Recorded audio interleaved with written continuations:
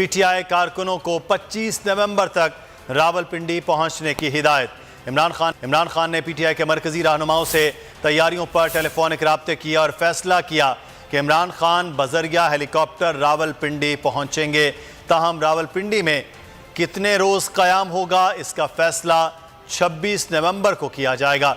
Rawalpindi division से सूबाई वुज़रा tent city की मेज़बानी के जिम्मेदार होंगे। सेंट्रल पंजाब से पीटीआई के काफिलों को 26 नवंबर को दोपहर 1 बजे से पहले रावलपिंडी पहुंचने की हिदायत कर दी गई है। जनूबी पंजाब और खैबर पख्तूनख्वा के रहनुमाओं को कम अज़ कम 3 दिन का राशन साथ रखने की हिदायत की गई है। ज़मान पाक में इमरान खान से पीटीआई रहनुमाओं की मुशावरत का सिलसिला भी जारी है। इसी पर मजीद बात करते हैं, हमारे नुमाइंदे अखलाक बाजवा इस वक्त मौजूद हैं। अखलाक, आगाह कीजिएगा, क्या तफसीलात सामने आ रही हैं अब फाइनल मरहले की? जी बिल्कुल, पाकिस्तान तहरीक इंसाफ के चेयरमैन